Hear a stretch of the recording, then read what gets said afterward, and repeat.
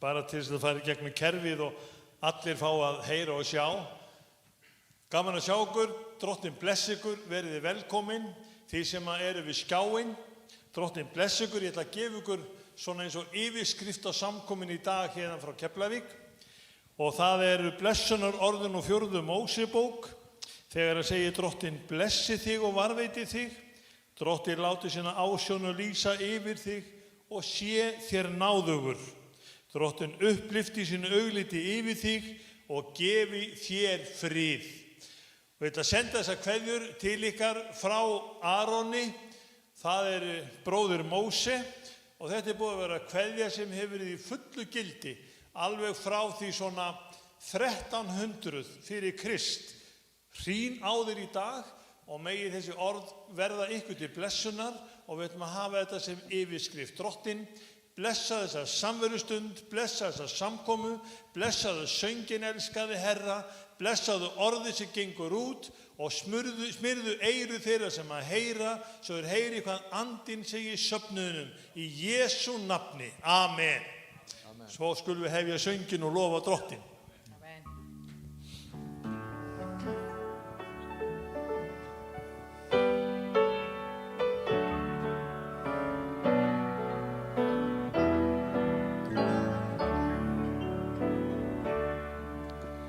Lausnarinn góði, leið mig þig vel.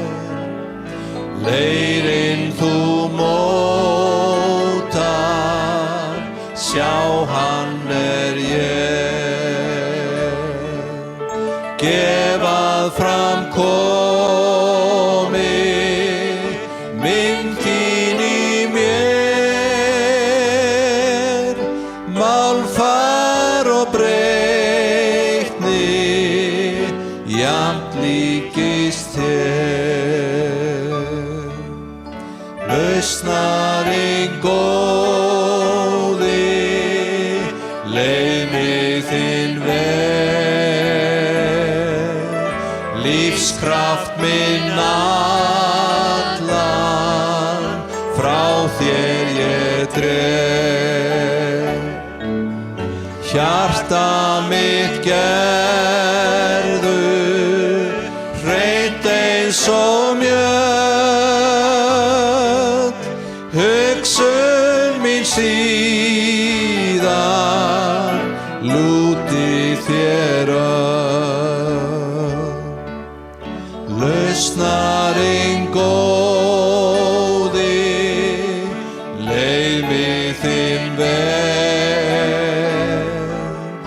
Lífsorðin hrein í eyra mér seg.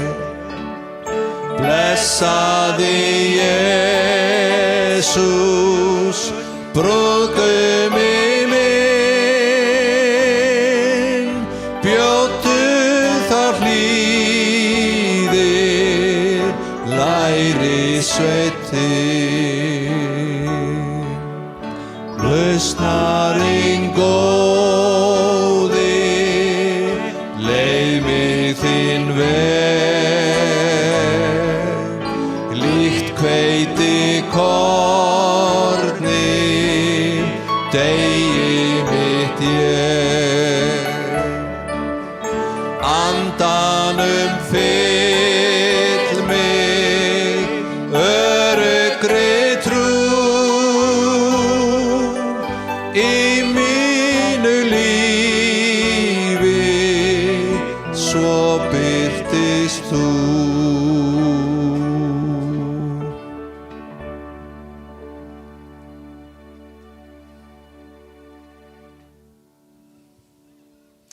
Amen. Við ætlum að syngja næst söng eftir hann Bernstein, ljós sem skín í dimmum dal. Það skín ljós í eyðilegum dimmum dal, stögun á sér bæra fer. Og í hjörtum mild morgunstjarnan, hún máttur ís.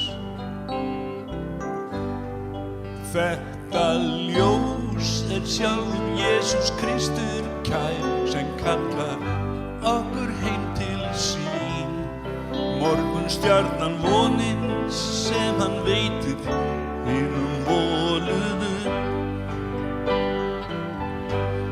Án endurgjads,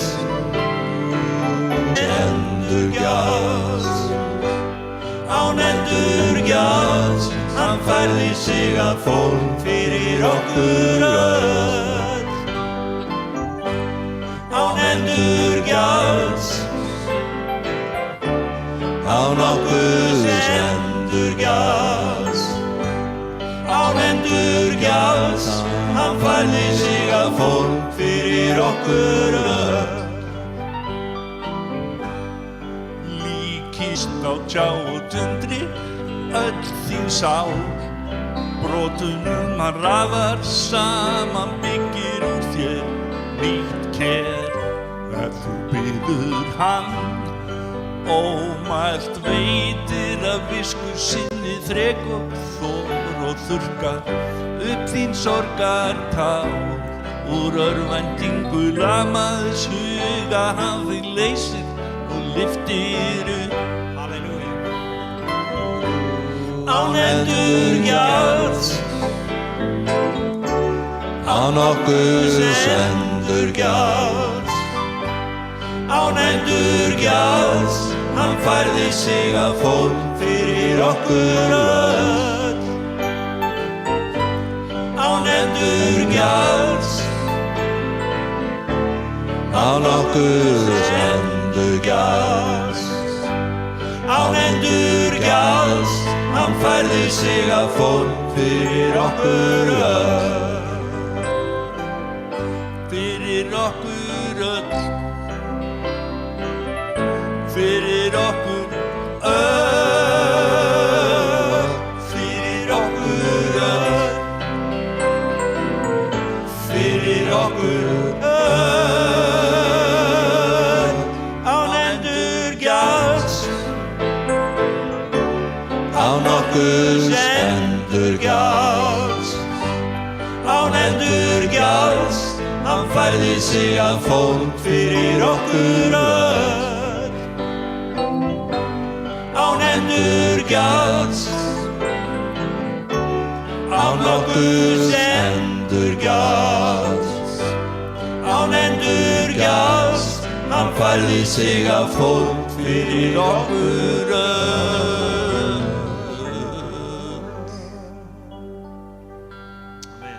Amen. Má biðja og lesa saman. Biðja og lesa saman.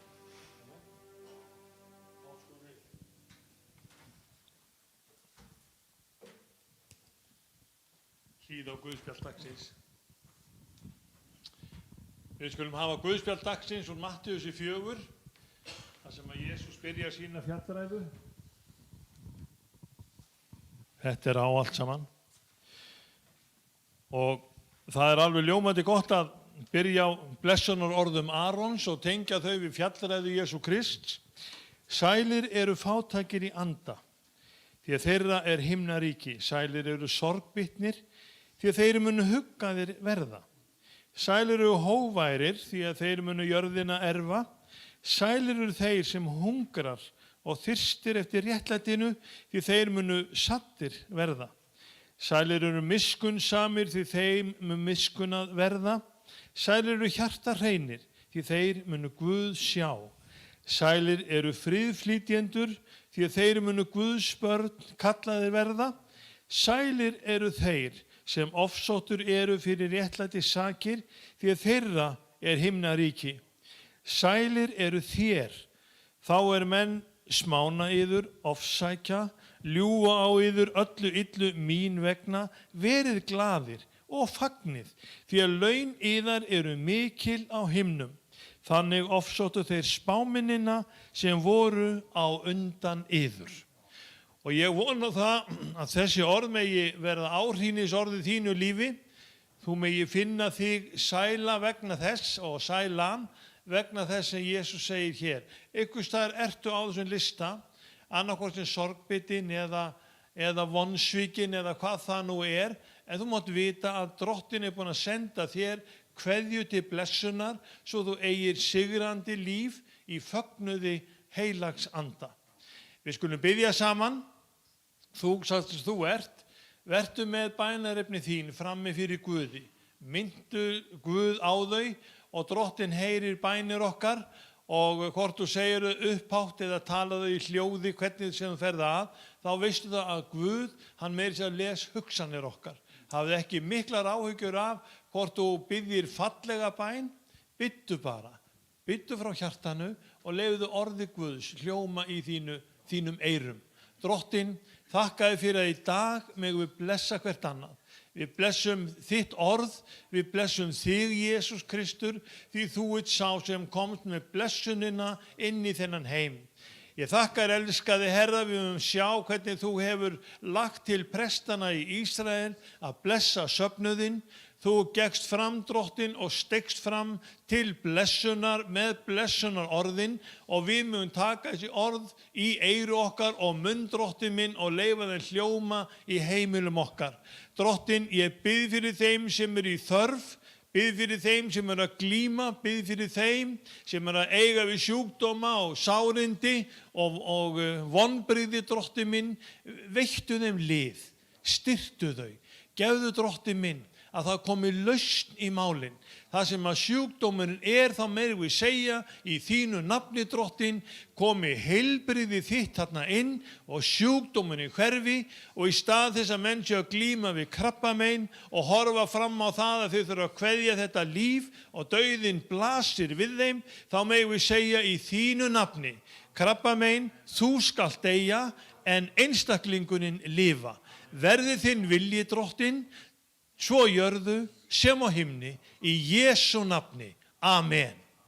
Svo skulum við halda áfram þessari samveru stund og við ætlum að vera hérna í vikunni, allavega erum við með útsendingu á föstudagskvöldum klukkan 8, þá erum við bænastundir, svo ætlum við kallarnir að mæta hérna næsta laugardag klukkan 10 og svo á sunnudaginn kemur, þá verður þetta samkom aftur klukkan 11. Verið hjartalega velkomin að vera þáttakendur í þessu með okkur.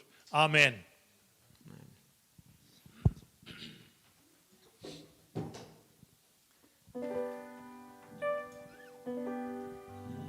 I cast my mind to Calvary.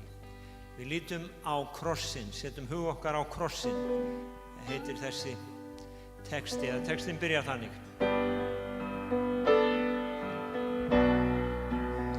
I cast my mind to Calvary, where Jesus bled and died for me.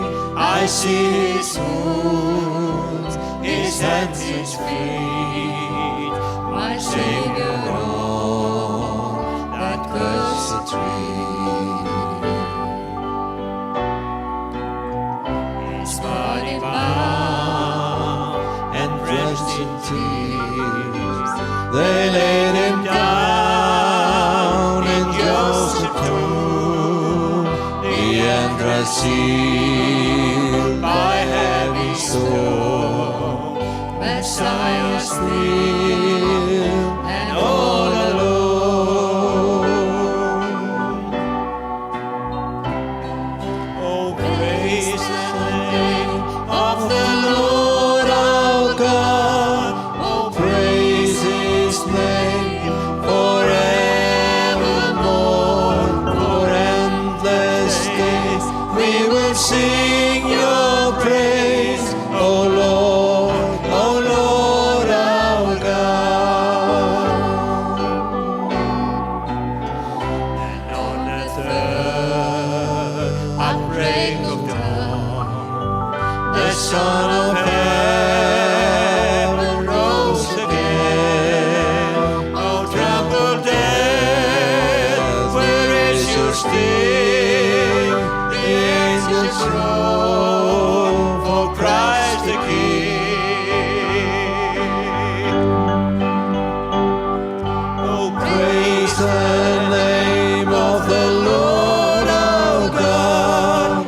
Praise his name forevermore. For endless days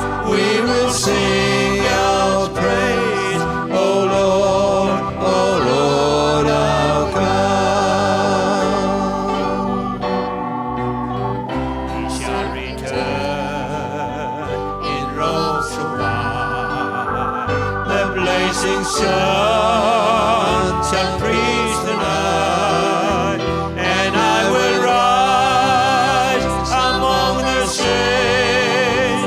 My gaze runs fixed on Jesus' face.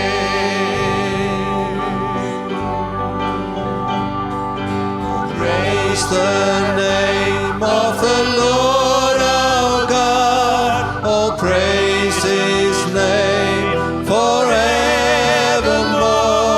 For endless days we will sing your praise, O Lord our God. Oh, praise the name of the Lord our God. Oh, praise His name forevermore. For endless days we will sing your praise, O Lord our God. O Lord our God. O Lord our God. Syngjum kórinn einu sinni enn. Praise The name of the Lord our God. Oh, praise His name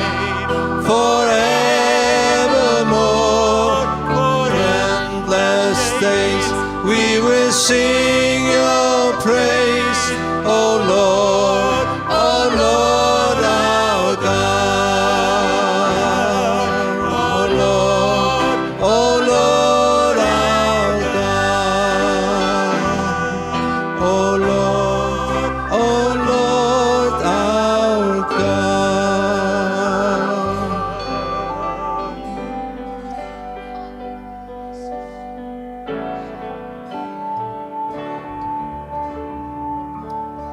á helgum stað. Núna ég stend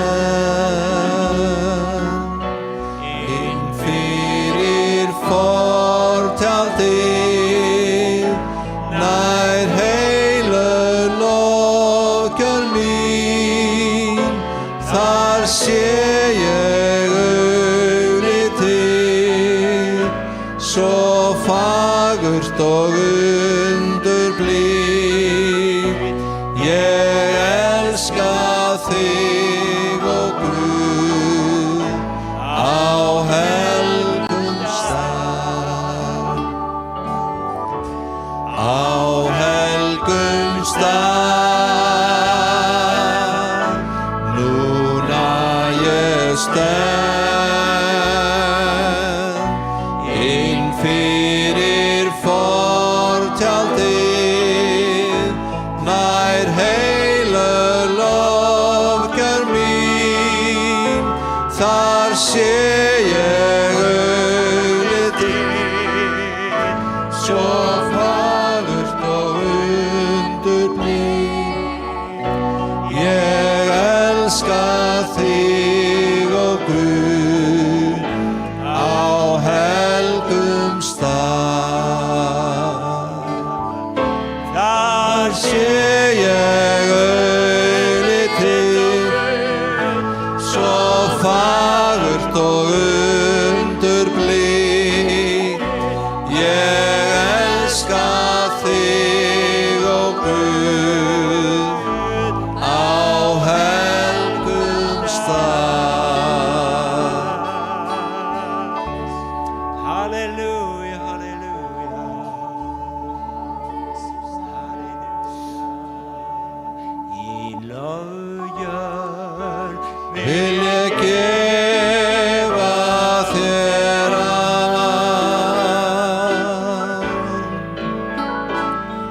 í lofgjörð vil ég gefa þér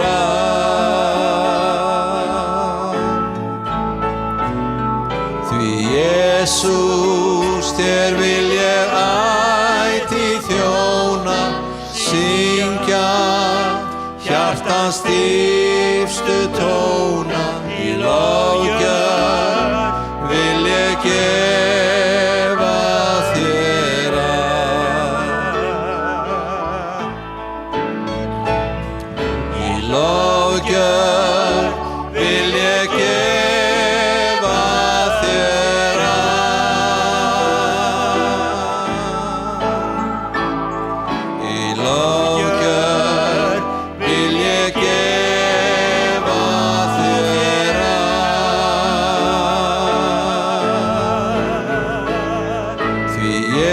Jesús, þér vil ég ætíð þjóna, syngja hjartans dýpstu tóna, í lofgjörð vil ég gefa þér allt. Jesús, þér vil ég ætíð þjóna, syngja hjartans dýpstu tóna, í lofgjörð vil ég gefa þér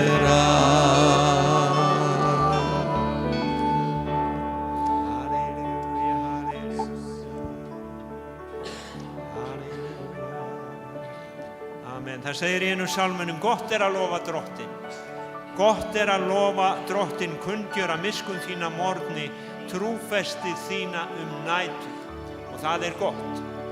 Næsti sálmur sem við ætlum að syngja, hann talar að lífið sé auðvelt þegar við erum uppi á fjallinu eða tilfinningarlega blessuð, en þegar á reynir þá það trúin sem við þurfum á að halda og vita að Guð, hann hinn sami upp á fjallinu og niður í dalnum.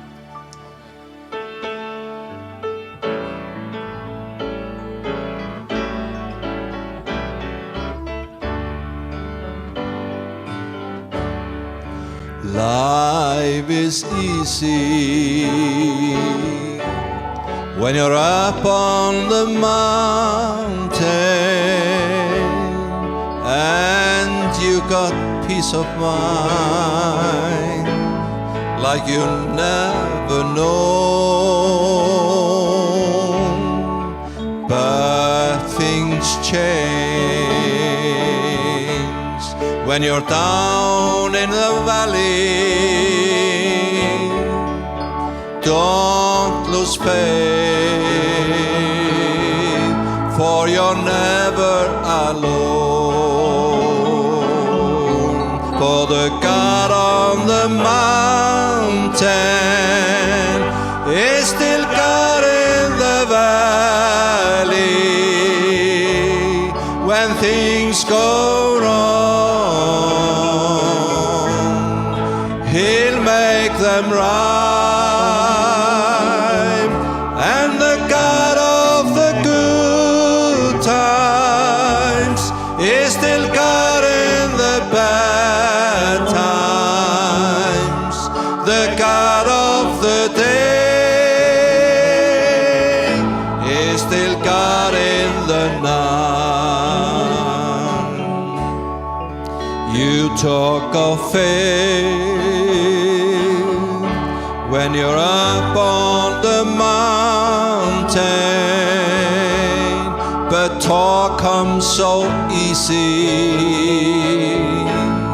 when life's at its best. Now it's down in the valley of trials and temptations. That's where your faith is really put to the test. For the God on the mountain is still God in the valley. When things go wrong, He'll make them right. And the God of the good times is still God in the bad times. The God of the day is still God in the night. For the God on the mountain is still God in the valley. When things go wrong, He'll make them right. And the God of the good times is still God in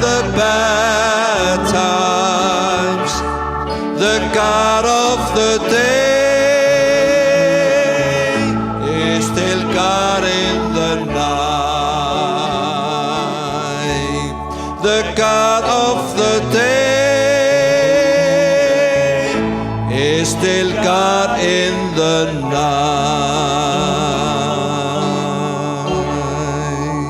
Amen. Svo sannarlega. Amen.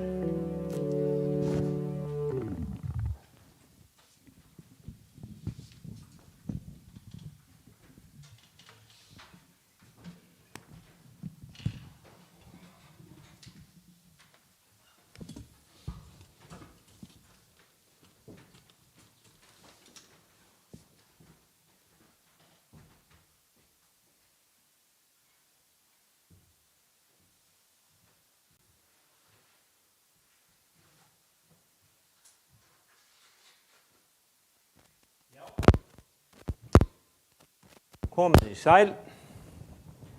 Vona að það heyrist líka úr bæ.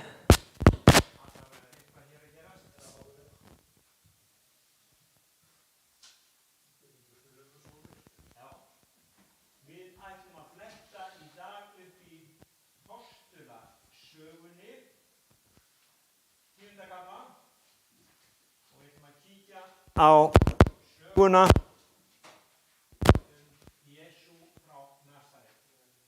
Það kemur skrítið að gerast.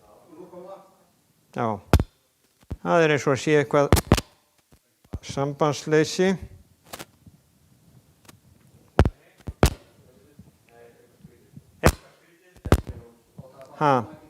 Heyrðu, þá gerum við bara annað, slökkum á þessu.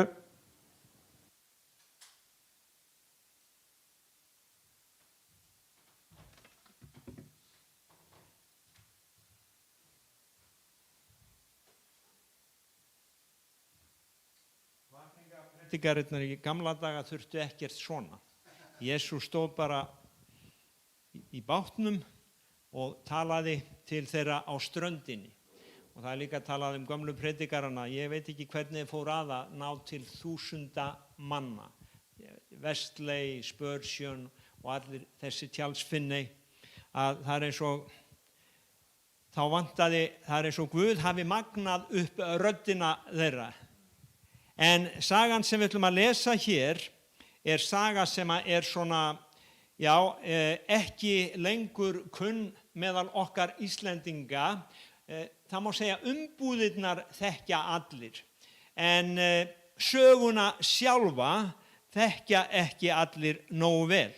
Og ég held að þetta sé þekking sem við þurfum að miðla til næstu kynslóðar. Í Postulasögunni 10:38 þá segir það sagan Jesú frá Nasaret, hvernig Guð smurði hann heilugum anda og krafti. Hann gekk gjörði gott og græddi alla sem af djöflinu voru undirokaðir, því að Guð var með honum. Og ef við lesum áfram, við vorum vottar alls þessa hann gjörði, bæði í landi Gýðinga og í Jerúsalem, og hann hengdu þeir upp á tré og tóku af lífi. En Guð uppvakti hann á 3. degi og lét hann birtast ekki öllum lýðnum, heldur þeim vottum sem Guð hafði áður kjörið, oss sem átum og drukkum með honum, eftir að hann var upprisinn frá dauðum. Og þetta mjög mikilvægur punktur, vegna þess að þeir sem ekki trúa, að ég vil segja við þá að lærisveinarnir hefðu aldrei farið að leggja líf sitt í sölurnar fyrir einhvern sem reis ekki upp. Ef þeir hefðu ekki séð hann eftir að hann dó, þá hefði þessi saga aldrei verið skrifuð. Hún hefði aldrei verið skrifuð og þeir hefðu aldrei farið út og predikað þennan boðskap. Vegna þess að við lesum í millitíðinni að þeir voru búnir að missa móðinn, Pétur var farinn á sjóinn og það leit ekkit út fyrir að þeir ætluðu að fara að predika eða gera neitt. En það þá sem að Jesús Kristur, hann rís upp og sagan skráð þennan drottinn sem kom til jarðarinnar. Guð sem maður. og við getum sagt að það skjalfest að Guð, hann hefur opinberað sig á jörðinni. Og það þetta sem svo fáir bara skilja með alla þessa tækni, með alla þessa þekkingu. Það komið 2020 og menn get ekki bara lesið sögulegar heimildir og tekið við þeim. Það virðist standa í þeim. En fyrir svo marga, já, þá þetta óþekkt, fjarlægt, þetta bæn, eitthvað sem við höfum skapað eða getum haft eins og við viljum. Og fyrir svo marga, þá þetta bara falleg jólasaga, þetta eru kerti sem við kveikjum á, það fallegt að koma í kirkjuna og ekki skemma fyrir mig jólasöguna. Ég man það var einu sinni vinnufélagi minn, hann sagði, ég fór í kirkju og presturinn var að lesa eitthvað á biblíunni og ég kom til að fá uppörfun. Ég meina, hann sagði greinilega ekki það sem hann vildi fá að heyra. Og það oft þannig að við viljum bara, það einhver mynd sem við höfum í hug okkar og það okkar, já, ég trúi á Guð. Og svo kemur einhver og segir, já, Jesús hann gerði, já, það ekki minn Guð, það ekki minn Guð. Menn skapa sér svona einhvern Guð og sem þeir vita í rauninni ekki hver En það sem við erum að lesa hér sagan Jesú, þessi Jesú sem gekk að læknaði alla sem hann sá og í raun og veru hann sneri lögmálinu við þegar menn komu. Yfirleitt guðleysingjar í dag, þeir segja, já, trúir þú á þennan Guð sem vildi grýta fólk, var með dauðadóm yfir fólki. Þegar Jesús kemur, þá sneri hann þessu við. Hann sagði, sáið það sem syndlaus kasti fyrsta steininum. Hann græddi, hann ekki meiddi, hann græddi alla sem af djöflunum voru undir okaðir. Og það sagt í Hebreabréfinu, 1. kafla, 1. og 2. vers, að Guð, hann hafi talað til okkar í Jesú Kristi. Ekki vissi ég það, sagður, nei, þá komin tími til að vita það, byrja að lesa í raun og veru söguna Jesú, hvað hann sagði, hvað hann gjörði, vegna þess að Guð að reyna að ná athygli þinni og minni með manninum Jesú Kristi hér á jörð. Guð talaði fyrrum, Hebreabréfið 1:1, oft sinnis og með mörgu móti til feðrana fyrir munn spámannana. En nú í lok þessara daga hefur hann talað til vor í syni sínum sem hann setti erfingja allra hluta. Þannig að fyrst talaði hann í mörg ár í gegnum spámennina og það svo merkilegt að við lesum að spámennirnir, þeir töluðu að hann kæmi. Við skulum fara í Postulasöguna 10. Spámennirnir töluðu að Jesús myndi koma. Móse, hann talaði að Guð myndi reisa upp spámann lík hann sér og við skyldum hlýða á hann, sagði Móse. Og það voru fleiri, Jesaja talaði Jesú. Og í raun og veru segir hér í 43. versinu í Postulasögunni að honum bera allir spámennirnir vitni. Að sérhver sem á hann trúir fái fyrir hann nafn fyrirgefningu syndana. Og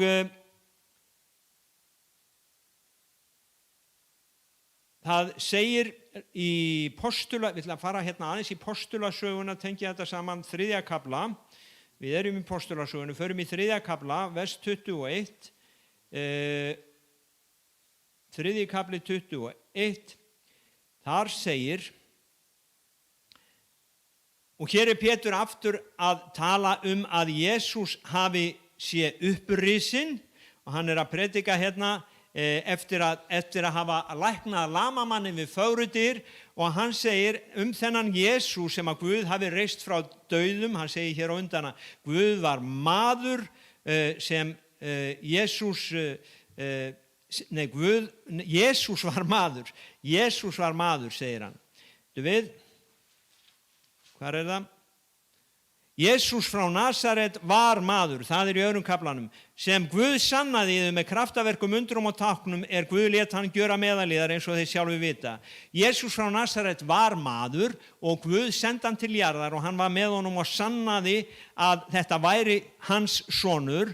Síðan segir Pétur hér í 3. kaflanum, hann á að vera í himninum, og nú hann að tala eftir hann var upprisinn og fór til himins. Það sagan Jesú. Hann kom, hann var meðal okkar í 33,5 ár, síðan dó hann reis upp frá dauðum, síðan var hann upprifinn til himins. Og þá komu englar og þeir sögðu við lærisveinana, þessi Jesús sem var upprifinn til himins, hann mun koma á sama hátt og þeir sáu hann fara. Og þá kemur þetta vers hér í samhengi.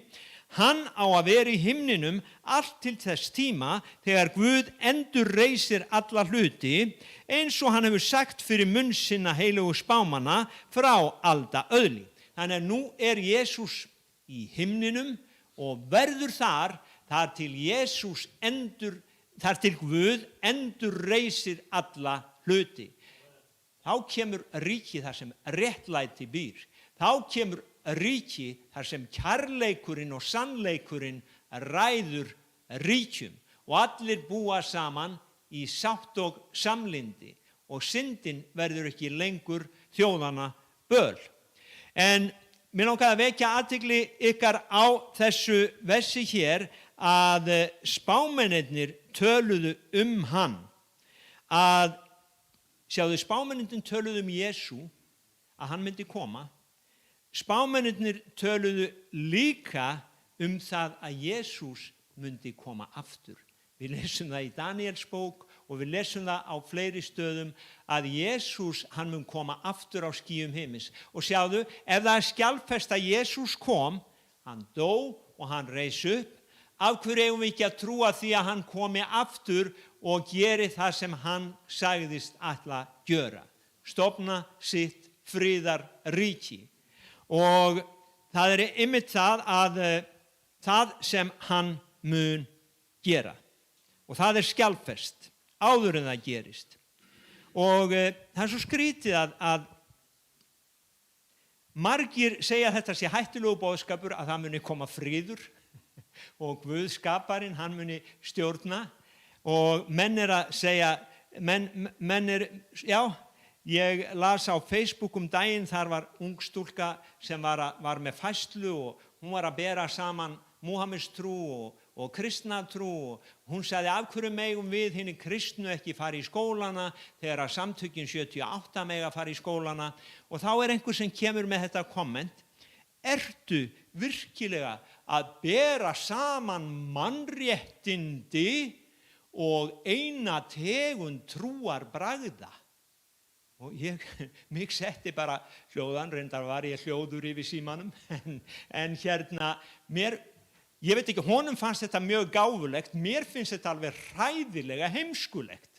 Ég bara segi, aumingja maðurinn. Já, mannréttindi eru það að fá að hafa sína skoðun í friði. Ef að þessi hópur má hafa skoðun, þá má ég sem kristinn maður líka hafa skoðun. Og ég vil segja það við þennan mann að þín mannréttindi hófust þegar þú stakst hausnum inn í þennan heim. Vegna þess að það voru þau mannréttindi sem Guð gaf þér að fá að lifa lífinu hér á jörð. Þannig að Guð höfundur allra mannréttinda. Hann höfundur þeirra. Og við sem trúum á Jesú Krist, við eigum líka þau mannréttindi að fá að tjá okkar sannfæringu. Það ekki bara þeir sem trúa á heimspeki Aristóteles eða hvað þeir hétu, hvað hét hann pappans eða kennari hans, Platon. Og sjáðu til, sú heimspeki var til þá og sú heimspeki til enn þann dag í dag. Sjáðu til, Grikkir, þeir heimtuðu speki. Og það þessi mannréttinda stefna sem styðst bara við mannlega visku. Og í hópi þessara manna að þá viska Guðs enn þann dag í dag heimska. Af því að þeir skilja ekki visku Guðs. Og mér langar að staldra aðeins við þá hugsun og að við förum í Korintubréfið fyrra Korintubréf og við lesum þar nokkur vers og förum yfir þau frá 18. versinu, fyrsta kaflanum í fyrra Korintubréfi frá 18. versi. Þar segir, orð krossins heimska, þeim glatast, en oss sem hólpnir verðum það kraftur Guðs. Ritað ég mun eyða speki, spekingana, hyggindan mannana mun ég að engu gjöra. Hvar vitringur, hvar fræðimaður, hvar orðkappi þessarar aldar? Hefur Guð ekki með spekju heimsins, hefur Guð ekki gjört speki heimsins að heimsku? Því þar heimurinn með speki sinni, þekkti ekki Guð í speki hans, þóknaðist Guði að frelsa þá trúa með heimsku predikunarinnar. Gyðingar heimta tákn, Grikkir leita speki, en vér predikum Krist krossfestan. Gyðingum hneyksli, heiðingjum heimsku, en hinum kölluðu bæði gyðingum og Grikkjum Krist, kraft Guðs og speki Guðs. Því að heimska Guðs mönnum vitrari, veikleiki Guðs mönnum sterkari. Bræður, hyggið að köllunni að þér voruð ekki margir vitrir að mannadómi, ekki margir máttugir, ekki margir stórættaðir, en Guð hefur útvalið það sem heimurinn telur heimsku til að gjöra hinum vitru kynróða. Guð hefur útvalið það sem heimurinn telur veikleika til að gjöra hinum voldugu kynróða. Hið ógöfu í heiminum og hið fyrirlitna hefur Guð útvalið það sem ekkert til þess að gjöra að engu, það sem eitthvað til þess að engin maður skuli hrósa sér fyrir Guði. Amen. Það stoppa hér og við skulum aðeins bara skoða þessi vers og þetta 81 biblíuþýðingin og það eru til nýrri þýðingar sem varpa betra ljósi svona á sama hlutin, en hér segir að orð krossins sé heimska fyrir þá sem að glatast eða á leið til glötunar, en fyrir okkur sem hólpnir verðum það kraftur Guðs. Og sjáðu til, ég sé menn sem að gefast upp á lífinu, sem eru komnir svo langt, búin að eyðileggja líf sitt á drykkju, eiturlyfjum og hvað það en svo hefur líka séð aðra menn. Og þessir menn, þeir vildi ekki taka við þessu orði, fyrir þeim var það heimska, en svo hefur séð aðra menn sem voru komin jafn langt og jafn lengra. Fyrir þá var þetta orð kraftur. Líf þeirra umbreyttist og þeir fengu nýja byrjun og þeir eru ennþá að ganga með Guði mörgum árum seinna. Amen. Þannig að það sem var heimska fyrir einn var kraftur Guðs fyrir annan. Síðan segir hann, ég mun eyða speki, spekingana, hyggindamannana mun ég að engu gjöra. Og ein þýðing segir, ég mun rugla þá sem þykjast vera vitrir. Speki, ég mun eyða speki, hyggindamannana. Ég mun rugla þá í ríminu sem þykjast hafa þetta allt saman.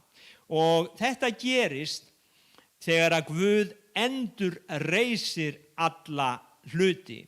Í Jesaja 2. kafla og 3. versi þá sagt að það kemur svona hróp, komið upp á fjall drottins til drottins að hann muni kunngjöra oss vegu sína. Að þá kemur sá tími að Guð kemur til jarðarinnar og hann kemur á sínu helgafjalli og þar mun kenning ganga út frá Jerúsalem.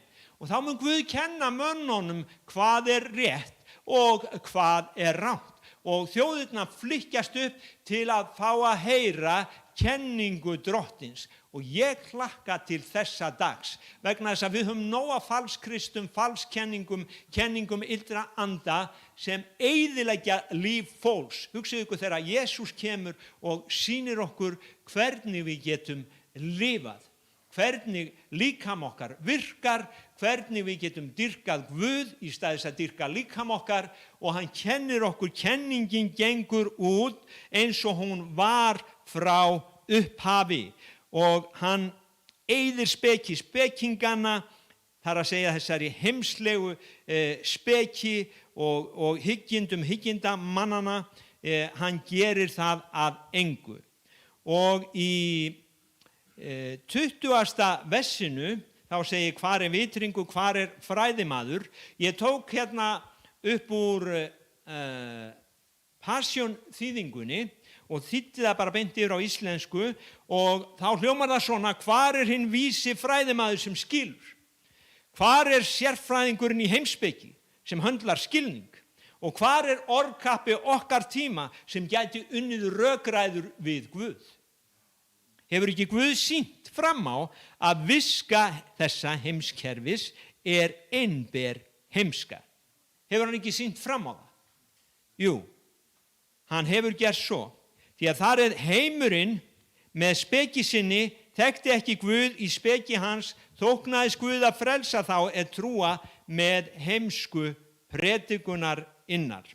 Og málið að við munum í visku sinni gerði Guð þetta svona að heimurinn, hann gæti aldrei uppgötvað Guð með sinni mannlegu visku.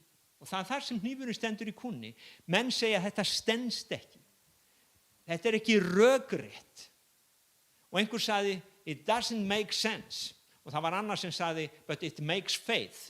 Og þetta hljómar vel á enskunni. En sjáðu til, þekkingin á Guði. Nikodémus hann var ráðsherra og eflaust menntaður, en þegar kom að þessu að endurfæðast þá bara skildi hann ekki hvað Jesús var að tala og það eru margir sem skilja það ekki enn þann dag í dag hvað Jesús var að tala og að tala Þannig að Guð, hann hefur gert þetta þannig að heimurinn, hann getur aldrei komið til hans á sinni eigin rökhyggju. Þú verður að auðmýkja þig, þú verður að iðrast, þú verður að trúa. Þú verður að auðmýkja þig, iðrast og trúa. En þá getur þetta orðið kraftur Guðs fyrir þig. Og ef við lesum áfram, gyðingar heimta tákn, Grikkir leita speki, vér predikum Krist krossfestan, gyðingum hneyksli, heiðingjum heimsku. 22. versið að Grikkir þeir keppast við að finna allt út með sinni mannlegu visku. Þeir treysta á mannlega visku og fyrir þá var Kristur krossfestur heimska og gyðingarnir þeir vildu fá meiri tákn, alltaf meiri tákn að Jesús væri virkilega Messías. Þeir gátu ekki tekið við því, þeir heimtuðu tákn. En síðan segir hinum kölluðu bæði gyðingum, Grikkjum, Krist, kraft Guðs og speki Guðs, því að heimska Guðs mönnum vitrari og veikleiki Guðs mönnum sterkari. Veikleiki Guðs mönnum sterkari. Amen. Og ég man eftir því í þessu sambandi að það var og á lífi predikari sem heitir David Yonggi Cho eða Paul Yonggi Cho. Hann skipti nafn. Hann var einu sinni að rökræða við guðfræði prófessor, alveg þrælmenntaðan guðfræðing. Og Yonggi Cho var að útskýra fyrir honum ákveðna ritningu og prófessorinn segir við hann, hvernig í ósköpunum fannstu þetta út? Og þá segir Yonggi Cho, I prayed, ég bað og Guð sýndi mér þetta bara á nokkrum mínútum. Guð sýndi þér þetta á nokkrum mínútum. Það hefur tekið mig mörg ár að komast að þessari niðurstöðu, sagði prófessor. Mér fannst þetta svo frábært. Guð, hann getur sýnt okkur á einu augnabliki af því að hann það segir á einu stað, að hann æðri allri þekkingu. Hann æðri allri þekkingu. Og fólk segir, hvar Guð, hvar Guð? Og mér var svo góð útskýringin hjá manninu sem var að lýsa sköpunarverkinu við tölvu og hann sagði, sá sem gerði tölvunni, hann ekki hlaupandi inn í tölvunni, hann fyrir utan tölvuna, hann búinn að skapa tölvuna og sjáðu okkar Guð ekki inn í okkar tíma, hann ekki inn í tölvunni okkar að íta á alla takka, hann afslappaður, hann búinn að skapa heiminn og hann bara bíður þess tíma að hann komi aftur og endurreisi alla hluti. En þetta mjög erfitt ef við ætlum að höndla þetta bara með okkar skilningi. Og stundum það þegar við efumst, af hverju efumst við? Jú, það af því að okkar skilningur, okkar rökhyggja tekur yfir. En þegar við auðmýkjum okkur og trúum, þá kemur kraftur Guðs inn í okkar líf. Og enda þetta með það eru nokkur vers bræður hyggja af köllunni að þér voru ekki margir vitrir, að mannadómi ekki margir máttugir og ekki margir stórættaðir. Og þetta ennþá sagt minna trúuðu í dag að þeir eru svolítið skrýtnir. Hann sagði það við mig tannlæknirinn minn fyrir nokkuð mörgum árum, niður á Hafnargötu, hann sagði, Keti, þú veist að fólk telur ykkur vera stór skrýtið. Og ég sagði, já, mér finnst þú líka svolítið skrýtin, en það allt í lagi. Við sjáum þetta frá sitt hvoru sjónarhorninu, en Biblían segir og ég man líka þegar ég var frelsaðist fyrst og var að útskýra þetta fyrir vini mínum og drykkjufélaga, að ég var með Nýja testamenti í vasanum, ég tók upp þetta vers, að því hann var að segja við mig, Kitti, nú ertu alveg glataður, þú búin að láta heila þó þig. Ég tók upp þetta vers og ég las versið fyrir hann, því orð krossins heimska, þeim glatast, en oss sem hólpnum verðum það kraftur Guðs. Og ég útskýrði fyrir honum að þetta væri bara, Guð hefði gert það svona, þetta væri heimska fyrir hann, þetta væri rökrétt fyrir mig. Og svo sagði hann, hleyptu mér út ég að fara á bænastund. Og þá var hann alveg búinn á því. Fara á bænastund miðjan daginn. Það gera menn ekki, þeir fara í kaffi miðjan daginn. En allavega, að þetta heimska en þann dag í augum margra þessi einfalda trú á Drottin Jesúm Krist. Og það segir hér, það var vers að 27, Guð hefur útvalið það sem heimurinn telur heimsku til að gjöra hinum vitur í kynróða. Guð hefur útvalið það sem heimurinn telur veikleika til að gjöra hinum voldugu kynróða. Hið ógöfuga í heiminum og hið fyrirlitna hefur Guð útvalið það sem ekkert til að gjöra það að engu sem ekkert Og ég tók þetta vers og það hljómar svo í NLT biblíuþýðingunni, Guð hann útvaldi hið fyrirlitna, það sem var fyrirlitið af heiminum og það sem var metið einskisvert af heiminum, og hann notaði það til þess að gera ekkert úr því sem heiminum þykir mikilvægt. Guð, hann notar hérna fyrirlitnu sem að heiminum finnst vera einskisvirði og það sem heiminum finnst vera ekkert, hann notar það til þess að niðurlægja í raun og veru það sem heimurinn upphefur. Og spurningin fyrir okkur hvort að við viljum vera með í þessu ríki sem Guð ætlar að endurreisa. Kristindómurinn snýst ekki betra líf hér á jörðu vegna þess að fyrir marga kristintrú þjáning.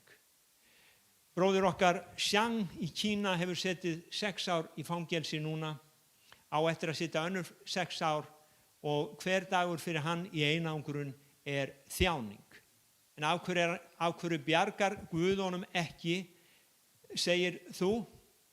Jú, það þinn mannlega viska. Guð Guð og hann getur gripið inn í, en við sjáum ekki hlutina frá Guðs sjónarhorni. Það eru milljónir manna sem að komast til trúar í Kína þegar þeir sjá hvernig hinni kristnu standa upp fyrir trú sína og það ekkert sem fær brotið á niður. Þá kemst fólk til trúar. Þannig að kristin trú, hún snýst það að Guð elskaði svo heiminn að hann gaf son sinn eingetinn til þess að hver sem á hann trúir glatist ekki, heldur hafi eilíft líf. Og það þetta eilífa líf sem við þráum. Þetta eilífa líf sem við viljum keppast eftir að fá að vera með Guði alla eilífð. Einhver sagði mig daginn að ég þyrfti að, man ekki hvað það var eitthvað í sambandi við, ég þyrfti að taka eitthvað fyrir þetta og fá eitthvað fyrir þetta. Ég sagði, ég ætla að fá það greitt í hinu ríkinu. Ég ætla ekki að biðja laun fyrir þetta verk mitt hér. Ég vil bara gefa Guði það. Ég veit að Guð, hann greiðir tilbaka. Jesús Kristus sagði, safniður ekki fjársjóðum á jörðu, safniður fjársjóðum á himnum, þar sem möl og ryð eyðir ekki. En þetta alveg þvert á mannlega viskun sem segir okkur, lifðu núna, lífið núna. Það núna, en það líka líf eftir þetta líf. Og mér finnst svo skrítið að við margir eyða kannski, við lifum kannski 70-80 ár, svo eyðum við alveg upp í 50 árum í að mennta okkur fyrir þessi 20 ár sem við eigum eftir ólifuð, og síðan hugsum við ekkert þessar þúsundir milljónir ára sem við eigum eftir ólifað í eilífðinni. Mönnum mjög gjarnt að tala milljónir ára aftur í tíman, en það eins og sé lokað fyrir mönnum milljónir ára fram í tíman. Og þar kemur þessi mismunur á mannlegri visku og guðlegri visku. Það sem mönnum heimska, það getur verið viska hjá Guði. Og fagnaðarerindi Jesú Krist einmitt þannig gert að þú verður að beygja þig fyrir Guði til þess að taka við því.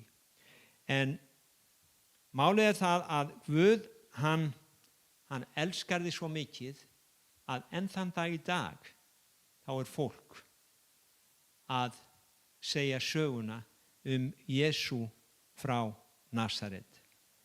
Sagði við mig vinnufélagi minn einu sinni, Guð hefur aldrei komið til mín og sagt mér þetta. Ég sagði við hann að segja það núna.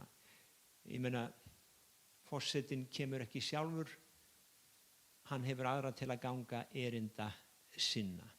Og þess vegna það stundum auðmýkjandi að þurfa að taka við þessum boðskap frá fólki sem veikleika vafið, en þannig hefur Guð gert þetta að hann elskaði svo heiminn, hann gaf son sinn eingetinn þess að hver sem á hann trúir ekki glatist, heldur hafi eilíft líf.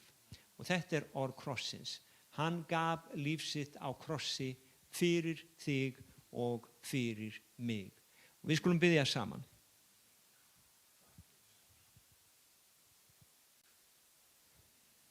Heilagi Faðir, ég vil bara þakka þér fyrir soninn Jesúm Krist. Ég vil þakka þér fyrir bænina sem þú gafst okkur, tilkomið þitt ríki. Og það þetta ríki sem ég var að tala Faðir. Þetta ríki sem við biðjum öll en í rauninni skiljum ekki, þekkjum ekki og trúum ekki. Þetta orðið einhvers konar rulla, en Faðir, ég þakka þér fyrir að þitt ríki kemur og að þinn vilji mun verða. Og ég biðji Faðir Guð að opna augu íslensku þjóðarinnar, og ég biðji að opna augu fólksins í Reykjanesbæ og á Suðurnesjum fyrir því að þú, Jesús, ert drottinn og þú ert sá sem enn gengur í andanum til þess að græða þá sem eru undirokaðir af djöflinum. Til þess þín kirkja að þú fáir að dvelja þar og græða þar þá sem eru undirokaðir af djöflinum, og við meðtökum það, við auðmýkjum okkur fyrir þér, drottinn Jesús, við biðjum til þín, við leitum til þín að þú megir græða upp landið okkar. Heilagi Faðir, við biðjum fyrir þeim sem eru hrjáðir, við biðjum fyrir þeim sem eru sjúkir á þessum degi, og við biðjum fyrir stjórnmálamönnum okkar lands í nafni Jesú, og við biðjum bara komið þitt ríki verði þinn vilji, frelsa oss frá illu, gef oss í dag vårt daglegt brauð, fyrirgef oss våra skuldir, svo sem við og fyrirgefum vorum skuldunautum, því að þitt ríki, Drottinn, þinn mátturinn, þín dýrðin að eilífu. Amen. Amen. Amen. Og ég segi, kæru vinir, ég lifði svona það sem menn kalla, og nú segja einhverjir, þetta nú bara rugl, ég lifði þessu syndalífi í 27 ár, eða svo gott sem, en svo frelsaðist ég tók á móti Jesú og ég vil ekki skipta, ég búin að lifa því lífi núna í einhver yfir 40 ár, ég vil ekki skipta á gamla lífinu og nýja lífinu og ég get ennþá sungið bara gefðu mér Jesú þegar ég vakna á morgnana, gefðu mér Jesú þegar ég vakna á morgnana og við ætlum að enda þessa samkomu á þessum söng Give me Jesus. You can have all the world, but give me Jesus. Amen. Samúl ætlar að leiða.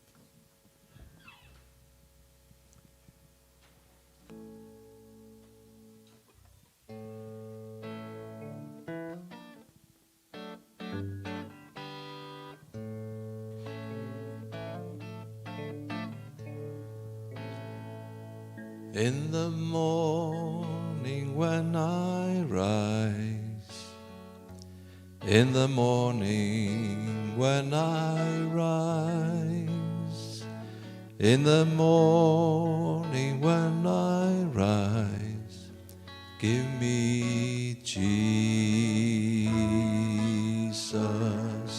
give me Jesus. Give me Jesus, you can have all the world, but give me Jesus.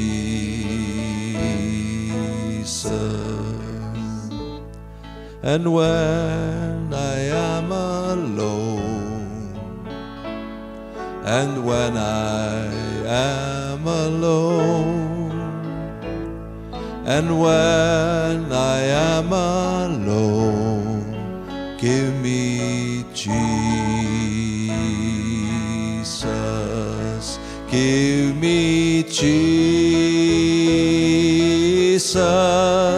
give me Jesus, you can have all the world, but give me Jesus.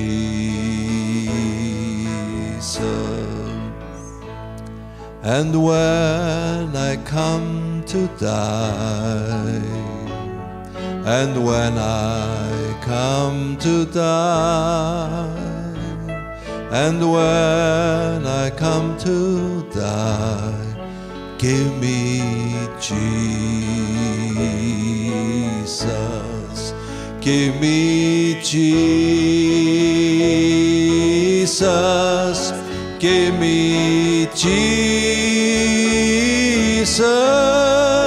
you can have all the world, but give me Jesus, give me Jesus, give me Jesus, you can have all the world, but give me Jesus. You can have all the world, but give me Jesus. You can have all the world, but give me Jesus.